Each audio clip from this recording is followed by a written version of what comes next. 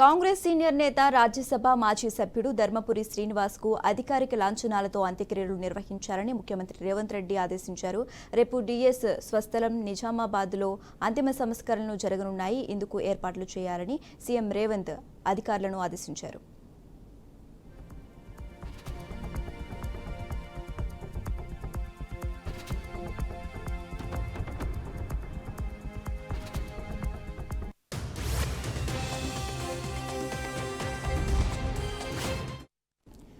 DS మృతి పట్ల CM Revanth Reddy, deputy CM Bhatti Vikramarka, కేంద్ర మంత్రి కిషన్ రెడ్డి సహా పలువురు నేతలు సంతాపం వ్యక్తం చేశారు. డిఎస్ నివాసంలో ఆయన పార్థివ దేహానికి నివాళులర్పించారు.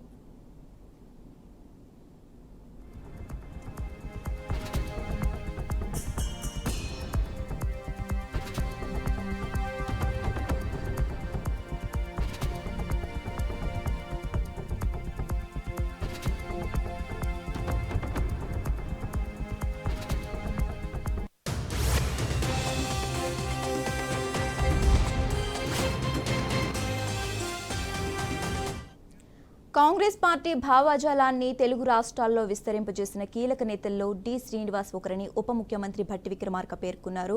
డిఎస్ మృతి పట్ల వారి కుటుంబ సభ్యులకు ప్రగాఢ సానుభూతి, సంతాపం తెలియజేస్తున్నట్లు ప్రకటించారు. పీసీసీ అధ్యక్షుడిగా డిఎస్ సేవలను గుర్తు చేసుకున్న మంత్రి పొన్నం ప్రభాకర్ వారి కుటుంబ సభ్యులకు భగవంతుడి ఆశీస్సులు ఉండాలని ఆకాంక్షించారు. వీరితో పాటు డిఎస్ మృతి పట్ల మంత్రులు తుమ్మల నాగేశ్వరరావు, సీతక్క, జూపల్లి కృష్ణారావు, వి హనుమంతరావు తదితరులు సంతాపం వ్యక్తం చేశారు. డిఎస్ పార్థివ దేహానికి నివాళులర్పించారు.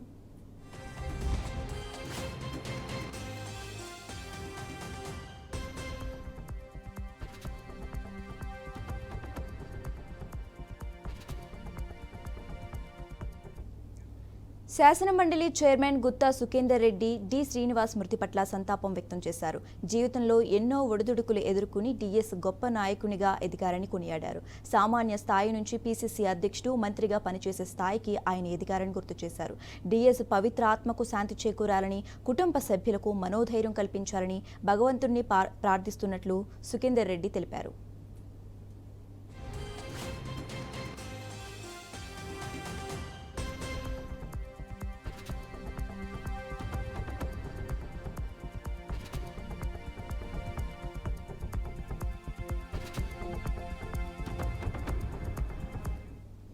కాంగ్రెస్ సీనియర్ నేత, రాజ్యసభ మాజీ సభ్యుడు ధర్మపురి శ్రీనివాస్ కన్నుమూశారు. గత కొంతకాలంగా అనారోగ్యంతో బాధపడుతున్న ఆయన శనివారం తెల్లవారుజామున 3 గంటలకు గుండెపోటుతో తుదిశ్వాస విడిచినట్లు కుటుంబ సభ్యులు తెలిపారు.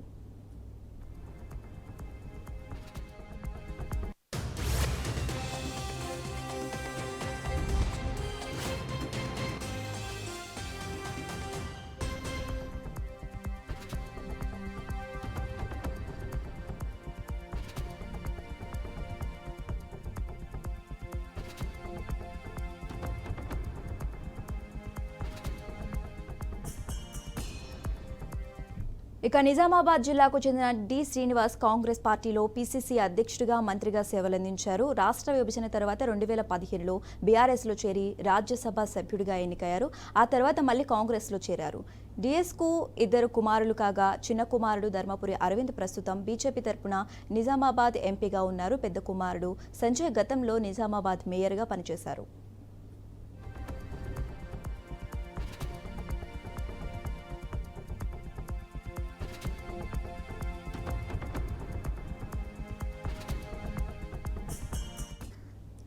డిఎస్ 1948 సెప్టెంబర్ 27న జన్మించారు. నిజాం కళాశాలలో డిగ్రీ పూర్తి చేసిన ఆయన 1989లో కాంగ్రెస్ తరపున నిజామాబాద్ అర్బన్ ఎమ్మెల్యేగా తొలిసారి ఎన్నికయ్యారు. 1999, 2004 ఎన్నికల్లోనూ విజయం సాధించారు. 1989 నుంచి 94 మధ్యకాలంలో గ్రామీణాభివృద్ధి, ఐ&పిఆర్ శాఖ మంత్రిగా, 2004 నుంచి 2008 మధ్యకాలంలో ఉన్నత విద్య, అర్బన్, ల్యాండ్ సీలింగ్ శాఖల మంత్రిగా ఉన్నారు. 2004, 2009 ఎన్నికల సందర్భంగా పీసీసీ అధ్యక్షుడిగా ఉన్నారు. 2004 నాటి టీఆర్ఎస్ కాంగ్రెస్ పొత్తులో క్రియాశీలకంగా వ్యవహరించారు. పార్టీని అధికారంలో తెచ్చేందుకు వైఎస్తో కలిసి కృషి చేశారు.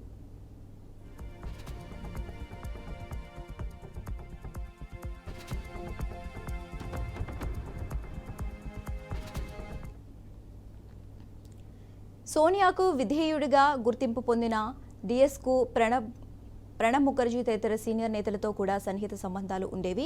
2013 నుంచి 2015 వరకు శాసనమండలి సభ్యునిగా బాధ్యతలు చేపట్టారు. తెలంగాణ రాష్ట్ర ఆవిర్భావం అనంతరం శాసనమండలిలో విపక్ష నేతగా కొనసాగారు. రెండోసారి ఎమ్మెల్సీగా అవకాశం రాకపోవడంతో అసంతృప్తి చెంది 2018లో కాంగ్రెస్కు రాజీనామా చేసి టీఆర్ఎస్లో చేరారు. అయితే 2016 నుంచి 2022 మధ్య టీఆర్ఎస్ రాజ్యసభ సభ్యునిగా కొనసాగారు. ఆ సమయంలోనే పార్టీతో విభేదించి మళ్లీ కాంగ్రెస్ కూటికి చేరుకున్నారు.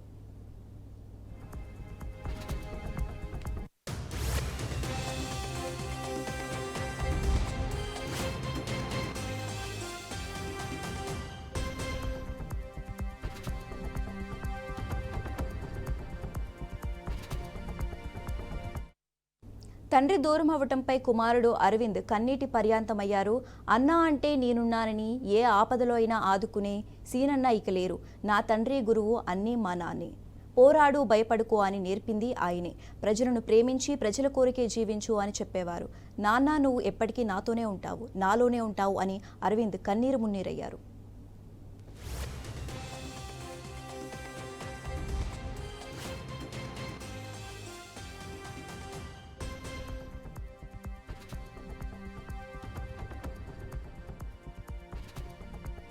You have new messages.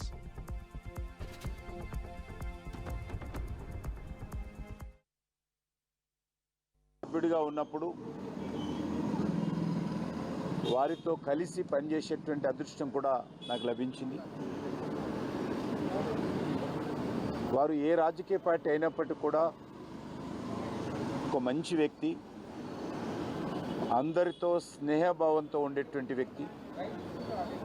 ముఖ్యంగా రాజకీయాలలో యువకులు రావాలని అనేక సార్లు అందరి ముందు అనేటువంటి వారు. రాజకీయాలలో యువకులు వచ్చి పనిచేయాలని కోరేటువంటి వారు. వారు పిసిసి అధ్యక్షులుగా ఉన్నప్పుడు 2004లో కాంగ్రెస్ పార్టీ అధికారంలోకి వచ్చినప్పుడు వారు కీలక పాత్ర పోషించడం జరిగింది. సభ్యుడిగా ఉన్నప్పుడు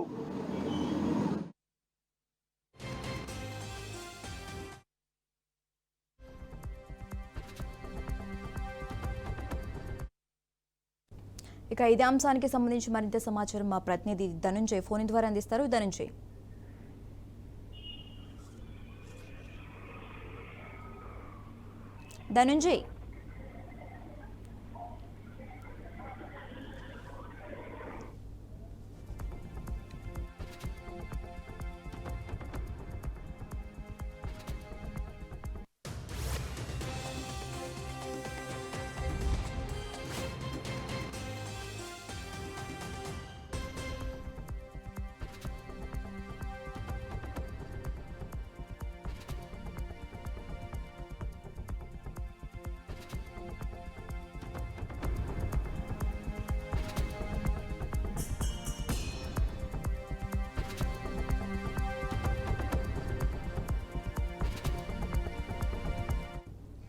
ఇక ఇదే అంశానికి సంబంధించి మరింత సమాచారం మా ప్రతినిధి ధనుంజయ్ అందిస్తారు. ధనుంజయ్ చెప్పండి.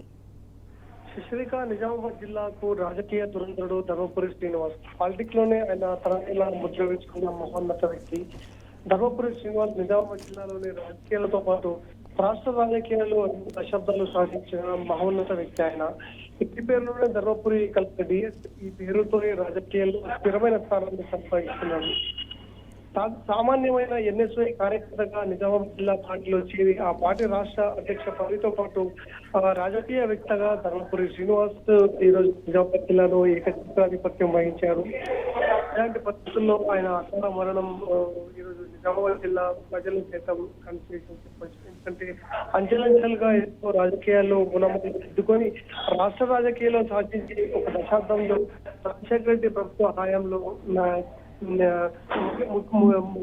అధ్యక్ష పీఠాన్ని సైతం కైవసం చేసుకున్న మహోత్సవ టీపీసీసీ అధ్యక్షుడిగా ఉంటూ ఆయన రాజకీయంలో ప్రధానమైన ముద్ర వేస్తున్నారు. ఇలాంటి పరిస్థితుల్లో ఆయన ఈ రోజు ఉదయం గుండెపోటుతో మృతి చెందడంతో దిగ్భ్రాంతి వ్యక్తం చేస్తున్నారు నిజామాబాద్ జిల్లా ప్రజలు. ఇప్పటికే రాష్ట్ర వ్యాప్తంగా ఆయనకు సంతాప దినాలు సైతం ప్రకటిస్తున్నారు. ఇలాంటి పరిస్థితుల్లో ఇప్పటికే ప్రభుత్వం సైతం అధికార లాంఛనాలతో ఆయనకు సంబంధించిన అంత్యక్రియలకు సంబంధించిన ఏర్పాట్లు సైతం చేస్తున్నది. ప్రస్తుతం నిజామాబాద్ నగరంలోని మాదానగర్ ప్రాంతంలోని బైపాస్ రోడ్ లో ఆయన పొలం ఉంది. దీని ఆ పొలం వద్దనే అంత్యక్రియలకు సంబంధించిన ఏర్పాటు చేయాలని చెప్పేసి ఇప్పటికే అటు ముఖ్యమంత్రి రేవంత్ రెడ్డి ఉన్నతాధికారులకు ఆదేశించారు. ఇలాంటి పరిస్థితుల్లో ఈ రోజు సాయంత్రం 4 నుంచి 5 గంటల ప్రాంతంలో నిజామాబాద్ నగరానికి డిఎస్ మృతదేహం వస్తున్నది. అనంతరం ఉదయం సుమారు మనకు 12 గంటల ప్రాంతంలో ఇక్కడ నిజామాబాద్ నగరంలోని మాధవనగర్ బైపాస్ రోడ్డు వద్ద ఆయనకు సంబంధించిన భౌతిక కాయాన్ని అంతిమయాత్రగా ఇక్కడ ప్రగతి నగర్ నుంచి అక్కడ వరకు తీసుకెళ్లి అక్కడ అధికార లాంఛనాలతో అంత్యక్రియలు శాతం చేస్తారని చెప్పేసి ఇప్పటికే మనకు ప్రాథమికంగా సమాచారం అందింది. Shashirekha. Okay right, thanks for updates Dhananjay.